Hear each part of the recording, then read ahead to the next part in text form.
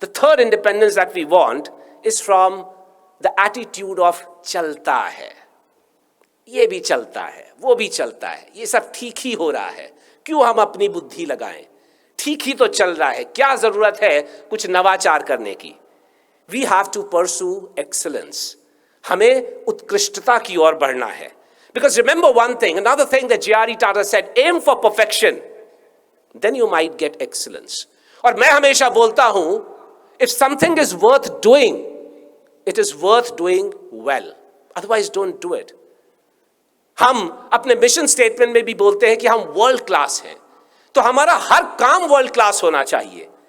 कोई भी, और ये मात्र बिल्डिंग की बात नहीं है, हम स्वयं वर्ल्ड क्लास होने चाहिए.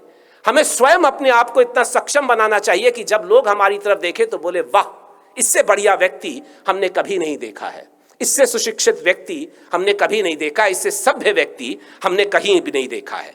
और ये उत्कृष्टता आती कैसे है? Where do you get excellence from? You get excellence when you mix capability with emotion, when you mix capability with motivation, when you mix capability with self-motivation. जब हम योग्यता को उमंग के साथ मिला देते हैं, तब हमारे पास उत्कृष्टता आती है.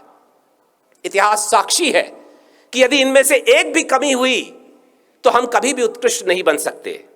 मैं अपनी प्रिय पुस्तक महाभारत से उदाहरण देना चाहता हूं.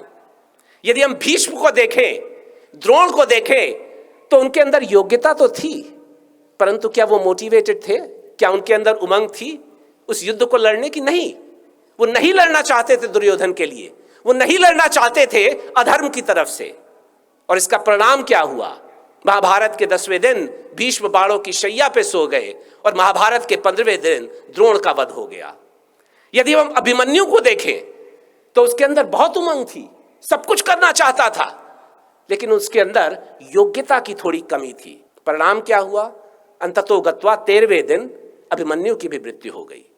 परंतु यदि हम धृष्टद्युम्न को देखें, उसके अंदर योग्यता भी थी, उसके अंदर वो उमंग भी थी, क्योंकि वो अपनी बहन द्रौपदी के अपमान का बदला लेना चाहता था कौरवों से, और अपने पिता द्रुपद के अपमान का बदला लेना चाहता था द्रोणाचार्य से. तो जब योग्यता और उमंग का मिलन हुआ, तब जाकर के उस सेनापति ने पांडवों को विजय दिलाई. उसकी मृत्यु भी हुई, परंतु 18 दिन के बाद हुई, युद्ध के पश्चात हुई. और इसलिए हमको योग्यता और उमंग को मिलाना है. We need to build credibility in our systems. We need to build excellence in our systems.